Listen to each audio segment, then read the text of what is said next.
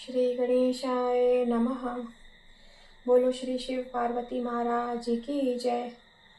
बोलो लक्ष्मी नारायण महाराज जी की जय। भगवान जी की जय। बोलो सीताराम की जय। राधा कृष्ण की जय। आज मैं नवम अध्याय प्रारंभ कर रही हूँ, कृपया ध्यानपूर्वक सुने। अगर आपको मेरा चैनल पसंद आए तो प्लीज़ लाइक एंड सब्सक्राइब करें। सती का पिता के घर पहुंचना, माता प्रसूता द्वारा सती का सत्कार करना तथा यज्ञ विध्वंस करके स्वप्नों को सुनाना, दक्ष द्वारा शिव की निंदा, क्रुद्ध सती द्वारा छाया सती का प्रादुर्भाव और उसे यज्ञ नष्ट करने की आज्ञा देकर अंतर्यान ध्यान हो जाना, छाया सती का यज्ञ कुंड में प्रवेश, यहाँ तक का आज नवम अध्याय में हम वर्णन करेंगे। वर्णन पाठ को हम पढ़ेंगे। श्री महादेव जी बोले, नारद, इसके बाद सुंदर वक्षस्थल तथा खुले हुए केशों वाली दक्ष पुत्री भगवती सती रथ से उतरकर शीघ्रता पूर्वक अपनी माता के पास चली गई। अपनी पुत्री को बहुत दिनों बाद आई देखकर दक्ष पत्नी प्रसूति उन्हें गोद में लेकर वस्त्र से उनका मुख कमल पोंछने लगी और बार बार उनका मुख चूमती हुई रो रो कर कहने लगी, माता सर्वदेश्वर सदाशिव को पति रूप में प्राप्त करके आप सोचने योग्य नहीं रह गई हैं और आप हम लोगों को शोक रूपी महासागर में छोड़कर चली गई। आप अत्यंत श्रेष्ठ, तीनों लोकों की माता तथा आदि शक्ति हैं। यह मेरा महान भाग्य है कि आप साक्षात भगवती मेरे गर्भ से उत्पन्न हुई हैं। सती मेरे घर में कृपा पूर्वक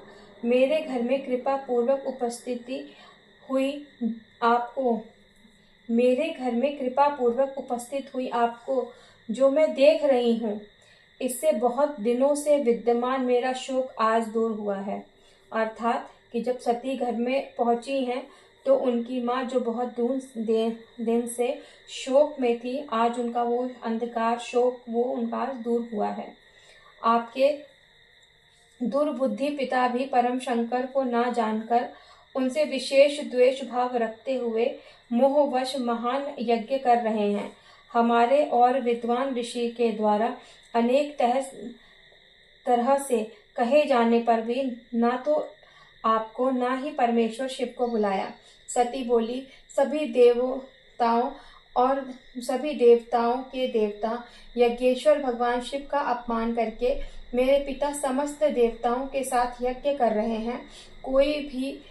कोई कुछ भी माने, किंतु मेरा तो ऐसा निश्चय है कि यज्ञ की समाप्ति निर्विघ्न नहीं हो सकती। प्रसूति बोली, पुत्री, मैंने रात्रि में अत्यंत भयानक, दारुण, अत्यंत रोमांचक स्वप्न देखा, उसे सुनो। उस महायज्ञ में जहाँ दक्ष प्रजापति देवताओं के साथ स्थित थे, वहाँ कोई देवी महेश्वरी अकस्मात आ गई। वे महान मेघों की कांति के समान श्याम वर्ण वाली थी। उनके बाल खुले थे, वे दिगंबर थी, उनकी 4 भुजाएं थी, वे अट्टहास कर रही थी और जो लयमान तीनों नेत्रों से प्रकाशित थी।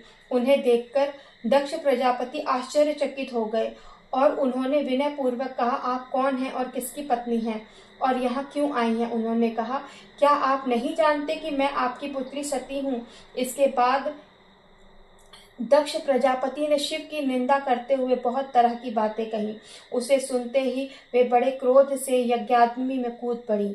उसके बाद भयानक कर्म करने वाले तथा भीषण आकार वाले करोड़ों प्रमथगण क्षण भर में ही वहां उपस्थित हो गए और फिर कालांतक यमराज के समान महान उग्र कार्य करने वाला कोई महान पुरुष भी वहां आ गया। उसने विष्णु आदि प्रमुख देवताओं को जीतकर प्रमथ गणों के साथ महायज्ञ का विध्वंस कर डाला और दक्ष प्रजापति का सिर काट लिया। वे दक्ष प्रजापति मुख विहीन होकर यज्ञ कुंड के किनारे बैठे रहे। कोपीन वस्त्र धारण किए तथा जटा मुकुट से सुशोभित महान उग्र वाले वे सभी प्रमथ गण क्रोधित होकर उन दक्ष प्रजापति को खाने को उद्धत हो गए। अपने समस्त अंगों में भस्म लपेटे तथा हाथों में शूल पाश खड्ग धारण किए हुए उनका रक्त पी रहे थे, नाच रहे थे और हंस रहे थे। तब दक्ष के सभी वासी ऐसा देखकर व्याकुल हो उठे और रोते हुए हाहाकार करने लगे। तत्पश्चात ब्रह्मा जी देवादिदेव सदाशिव की विनय पूर्वक प्रार्थना की। ब्रह्मा जी ने देवादिदेव महादेव सदाशिव की विनय पूर्वक प्रार्थना करके उन्हें स्वयं बुलाकर कहा कि इन दक्ष प्रजापति को अवश्य ही जीवित कीजिए। विभो देव इस यज्ञ का समापन कीजिए और मुझ पर प्रसन्न होइए। अभी यहाँ पर माता अपनी पुत्री को अपनी स्वप्न के बारे में बता रही हैं। उनकी यह बात सुनकर शिव की निंदा किए जाने के कारण एक बकरे का सिर जोड़कर भगवान शिव ने दक्ष को जीवित कर दिया। रात्रि का थोड़ा पहर शेष रहने पर मैंने इस प्रकार का स्वप्न देखा था। आज वही शाम वर्ण वाली तुम मेरे नगर में आई हो। मैंने जैसा स्वप्न देखा था तुम वैसे ही दिखाई पड़ रही हो और दक्ष प्रजापति के विषय में जैसा देखा वही होने वाला है, क्योंकि जिस देवी को मैंने स्वप्न में देखा था तुम्हें वैसे ही देख रही हूँ। माता, क्या यह स्वप्न कभी विफल हो सकेगा? मैं शिव निंदा का समुचित फल प्राप्त कर वे दक्ष क्या अपनी मूर्खता का त्याग करेंगे? वे तत्वतः दोनों को जानकर शीघ्र ही अपना द्वेष त्याग कर देंगे। पुत्री, तुम चिरंजीवी हो जाओ और तुम्हारा कभी कोई हानि ना हो। यह वियोग स्वप्न में ही हो, प्रत्यक्ष में तुम दोनों दीर्घायु प्राप्त करो। तुम जिसकी अपनी हो वह निश्चय ही शोक करने योग्य नहीं है, वह धन्य है, भाग्यवान है। तुम भी मेरा त्याग मत करना, क्योंकि मैं तुम्हारी माँ हूँ। श्री महादेव जी बोले, इस प्रकार माता से सम्मान प्राप्त करके सती ने उन्हें प्रणाम किया तथा उनसे आज्ञा लेकर वह शीघ्र ही दक्ष प्रजापति के पास चली गई। उसी समय दक्ष के नगरवासी एकत्र होकर आपस में विचार करने लगे कि यह कैसा महान आश्चर्य है। सुवर्ण के समान गौण अंगों एवं शांत रूप वाली सुंदर सती अब काले मेघ के समान वर्ण वाली भयंकर रूप की कैसे बन गई हैं? इनके बाल खुले हुए हैं, और ये भयानक दांतों से युक्त है। क्रोध के मारे इनकी आंखें लाल लाल हो गई हैं। इन्होंने व्याघ्र चर्म धारण कर रखा है। ये 4 पराक्रमी भुजाओं से युक्त हैं। इस यज्ञ की देव सभा में इस तरह का इनका आगमन क्यों हुआ? ऐसा मानता हूँ कि ये संपूर्ण जगत के क्षणाधर मात्र में ग्रसित कर लेंगी। मतलब संपूर्ण जगत को ये क्षण भर में ग्रसित कर सकती हैं, खा सकती हैं। आज दक्ष प्रजापति न जाने क्या गति होगी, दक्ष प्रजापति की न जाने क्या गति होगी। ऐसा सब लोग आपस में बात कर रहे हैं। इनका अपमान करके ये दक्ष प्रजापति देवताओं के साथ यज्ञ कर रहे, निश्चय ही उसका फल प्रदान करने के लिए ये क्रुद्ध होकर यहाँ आई हैं। संहार के समय जो ब्रह्मा तथा विष्णु भी नाश कर देती हैं, वे ही ये यज्ञ नष्ट कर दें तो विष्णु भी क्या कर सकेंगे। इसके बाद यज्ञशाला में आकर सती ने भगवान शिव को विद्वेष जनित हर्ष से परिपूर्ण दक्ष प्रजापति को देखा। सती ने किसको देखा? जो शिव की विद्वेष करते हैं उनको, दक्ष प्रजापति को देखा। तब सती को देखते ही हव्य के भोक्ता देवता ऋषि बृहस्पति और अन्य देवतागण भय से कांपने लगे। सभी देवता और महात्मागण अपना अपना कार्य छोड़कर पट पर अंकित चित्र की भांति स्थिर दृष्टि से उन पराशक्ति को देखने लगे। कुछ देवताओं ने दक्ष के भय से उस संहार कारिणी भगवती काली को प्रत्यक्ष प्रणाम नहीं किया, अपितु उन्होंने मन ही मन प्रणाम कर लिया। तत्पश्चात दक्ष प्रजापति ने भक्ति पूर्वोत्तर स्थित वाले उन लोगों को देखकर सभी दिशाओं में दृष्टिपात करते हुए चारों ओर देखा। तदंतर दक्ष प्रजापति ने क्रोध से दीप्त नेत्र वाली, खुले बाल वाली, वस्त्र रहित तथा काले धुएं से निर्मित अग्नि अंजन समूह की कांति वाली उन भगवती काली को देखा। दक्ष बोले, तुम कौन हो? किसकी पुत्री हो? तुम कौन हो, किसकी पुत्री हो और किसकी पत्नी हो? इस निर्लज और इस तरह निर्लज होकर यहाँ क्यों आई हो? तुम तो सती की तरह दिखाई पड़ रही हो पुत्री। क्या तुम मेरी पुत्री सती हो और शिव के घर से यहाँ आई हो? सती बोली, पिताजी, क्या आप अपनी पुत्री मुझ सती को नहीं पहचानते? आप मेरे पिता हैं, मैं आपकी पुत्री हूँ।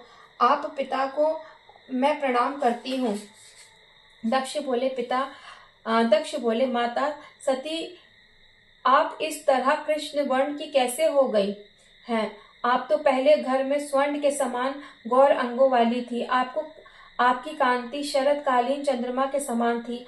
आप दिव्य वस्त्र धारण किए रहती थी। वहीं आज आप निर्वस्त्र होकर मेरी सभा में क्यों आई हैं? आप इस तरह खुले बालों और भयानक नेत्रों वाली क्यों हैं? क्या अयोग्य पति पाने के कारण आप इस दशा को प्राप्त हैं? मैंने अपने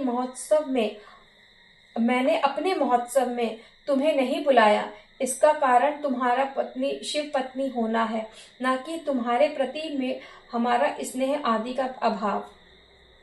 तुमने अच्छा किया जो स्वयं चली आई। तुम्हारे लिए वस्त्र आभूषण आदि रखे हैं, वे सब तुम ले लो। त्रिलोक के सुंदरी पुत्री सती, तुम मेरे प्राण के समान प्रिय हो। सुंदर नेत्र वाली अयोग्य शंकर को पति रूप में पाकर तुम बहुत ही दुखी हो। शिव के प्रति दक्ष द्वारा कहे गए निंदा परिपूर्ण वचन सुनकर क्रोध से प्रज्वलित समस्त अंगों वाली वे सती सोचने लगे कि मैं आधे मात्र क्षण में ही सभी देवता यज्ञ सहित अपने पिता को जलाकर राख कर सकती हूँ, किंतु पितृ हत्या के भय से वह नहीं करूंगी, अपितु देवताओं के सहित इन्हें मोहित कर दे रही हूँ। इस प्रकार वह मन में विचार करने के बाद उन दक्ष पुत्री सती ने क्षण भर में ही अपने समान रूप वाली एक छाया की रचना कर दी। सती ने उस छाया सती से कहा, मेरी बात ध्यान दो कि तुम मेरा एक काम कर दो, इस यज्ञ का विध्वंस कर डालो। सुलोचने, मेरे पिता के साथ बहुत ही प्रकार की बातें करके तथा उनके मुख से शिव के प्रति अपमानजनक वाक्य सुनकर क्रोध से प्रज्वलित शरीर वाली तुम यज्ञाग्नि में प्रवेश कर जाना। मैं इनकी पुत्री हूँ, इसी में गर्वित होकर यह दक्ष शिव निंदा कर रहा है, इसलिए तुम शीघ्र ही दक्ष के गर्भ को चूर चूर कर दो। यज्ञाग्नि में तुम्हारे प्रविष्ट होने की बात सुनकर शोक से संतप्त हृदय वाले भगवान महेश्वर यहाँ निश्चित रूप से आएंगे और सभी देवता और यज्ञ की रक्षा करने में संलग्न विष्णु को पराजित करके यज्ञ नष्ट कर देंगे और पिता का वध कर डालेंगे। छाया काली से ऐसा कहकर मुस्कान भरे मुख वाली महाकाली स्वयं अंतर्ध्यान होकर आकाश में स्थित हो गई। मुनिश्रेष्ठ, उस समय भैरी मृदंग और तुरही आदि बजने लगे, महोत्सव होने लगा, भारी पुष्प वर्षा होने लगी। उन देवी के निकट रहने पर भी उनकी माया से मोहित होने के कारण किसी देवता और ऋषि ने यह सब नहीं देखा। मतलब माया के वजह से माँ ने ऐसी माया रची कि अपनी उन्होंने छाया प्रकट करी कि वो आगे का कार्य संभाले, लेकिन उनकी माया से सब मोहित थे, इसीलिए किसी ने भी उस दृश्य को नहीं देखा। इसके बाद छाया सती ने क्रुद्ध होकर दक्ष प्रजापति से कहा, तुम अज्ञान वश देवादिदेव सनातन शिव तथा मुझ सती की निंदा क्यों कर रहे हो? दुर्बुद्धि, यदि कल्याण चाहते हो तो अपनी वाणी पर नियंत्रण रखो, अन्यथा महामूर्ख, शिव की निंदा करने वाली तुम्हारी जीभ मैं काट दूंगी। तुम देव भास से बहुत काल से परमेश्वर शिव की निंदा करते रहे हो, उसका फल आज ही तुम्हें मिल जाएगा, ऐसा मुझे लगता है। जो मनुष्य संपूर्ण लोकों के एकमात्र कारण महेशान शिव की निंदा करता है, वे परमात्मा सदाशिव उसका सिर काट देते हैं। दक्ष बोले, अल्पायु बुद्धि वाली बालिके, मतलब दक्ष बोल रहे हैं अपनी पुत्री को, जो कि छाया है स्वयं माँ की, सती की। अल्प बुद्धि वाली बालिके, मेरे सामने ऐसी बात मत बोलना। शमशान में रहने वाले उस दुराचारी को मैं जानता हूँ। दुर्मति, तुमने स्वयं ही अपनी बुद्धि से भूत गणों के अधिपति शिव को पति रूप में वर्ण किया है। अब उसी के पास जाकर अपने योग्य परम सुख प्राप्त कर रही हो। मैं प्रजापति दक्ष हूँ, ऐसा सभी देवताओं और देवियों को मालूम है। मेरे आगे तुम शिव की प्रशंसा क्यों कर रही हो, जिसे मैं सुन नहीं सकता? छाया सती बोली, दक्ष, मैं फिर कह रही हूँ, यदि तुम अपना कल्याण चाहते हो तो पाप बुद्धि का त्याग करके और भक्ति पूर्वक भगवान सदाशिव की उपासना करो। यदि तुम पुनः अज्ञानवश परमात्मा शिव की निंदा करोगे तो वे शंभु निश्चित रूप से यज्ञ सहित तुम्हें नष्ट कर डालेंगे। दक्ष बोले, कुपुत्री, मतलब यहाँ माँ अपने पिता को समझा रही हैं कि आप शिव निंदा ना करो ताकि ये अनहोनी टल सके। बट दक्ष कह रहे हैं, कुपुत्री, तुम बुरे चरित्र वाली हो, मेरे नेत्रों के सामने से हट जाओ। मेरे लिए तुम उसी समय मर चुकी हो जब तुमने शिव को पति रूप में प्राप्त किया था। तुम मुझे बार बार अपने पति रुद्र की याद क्यों दिला रही हो, जिससे कि मेरे अंदर स्थित क्रोधाग्नि भूसी की तरह आग पकड़ती बढ़ती जा रही है। कुपुत्री, दृष्ट बुद्धि वाली, तुम शिव को पति रूप में प्राप्त किया, अतः तुम्हें देखने में मेरा शरीर शोकाग्रस्त दग्ध हो रहा है। दूषित अंतःकरण वाली, तुम शीघ्र ही मेरे आंखों से दूर हो जाओ। मेरे समक्ष अपने पति का गुणगान मत करो। श्री महादेव जी बोले, नारद, दक्ष का ऐसा कहने पर उन भगवती छाया कालीन कोपावृष्टि होकर भयंकर रूप धारण कर लिया और अपने ज्वाज्वल्य मान तीनों नेत्रों प्रकाशित किए थे। उनका मस्तक नक्षत्र लोक पहुंचा हुआ था, उनका मुख फैला हुआ था, पैरों तक लटकने वाले खुले हुए केश सुशोभित हो रहे थे। वे मध्यकालीन हजारों सूर्यों की कांति से संपन्न थी और प्रलय काल के बादलों के समान प्रतीत हो रही थी। तत्पश्चात क्रोध से दीप्त अंगों वाली उन महेश्वरी बार बार अट्टहास करके गंभीर वाणी में दक्ष से कहा, तुम केवल अपनी आंखों से ही दूर नहीं हो। दक्ष से कहा, मैं केवल आपकी आंखों से ही दूर नहीं हो जाऊंगी, अपितु आपसे उत्पन्न देह से भी अविलंब दूर हो जाऊंगी। इस प्रकार क्रोध से प्रदीप्त नेत्रों वाली छाया सती सभी देवताओं के सामने के देखते देखते यज्ञगृह में प्रवेश कर गई।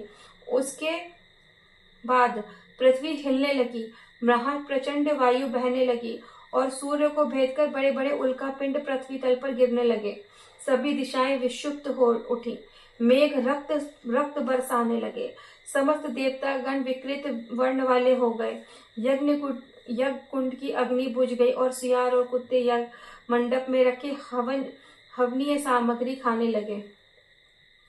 इस प्रकार वह यज्ञ मंडप मात्र आधे ही क्षण में शमशान में के रूप में परिवर्तित हो गया। इससे दक्ष प्रजापति का मुखमंडल मलिन हो गया और वह बार बार गहरी सांस छोड़ने लगे। इसके बाद ब्राह्मणों ने किसी तरह से फिर से यज्ञ आरंभ किया। मुने, भगवान शिव के भय से देवता अत्यंत घबराए हुए थे। सभी देवता और ऋषिगण आपस में कहने लगे कि यह अमंगलकारी बात क्षण भर में ही दूर तक फैल जाएगी और शिव आज ही सती के देह त्याग का समाचार सुन लेंगे। जगत का संहार करने वाले वे महाराज शंभु क्रुद्ध होकर न जाने किसका क्या कर डालेंगे, अथवा हो सकता है सृष्टि ही लोप कर लें। इसके बाद मुनिश्रेष्ठ महर्षि नारद सभा के बीच चुपचाप उठकर शीघ्रता पूर्वक कैलाश की ओर चल दिए। इसी के साथ नवा अध्याय संपूर्ण होता है। इस प्रकार श्री महाभागवत महापुराण के अंतर्गत श्री महादेव नारद संवाद में छाया सत्याग्नि प्रवेश नामक नवा अध्याय पूर्ण हुआ। बोलो सदाशिव महाराज की जय, बोलो सदाशिव भगवान की जय, माँ पार्वती की जय, बोलो माँ सती की जय।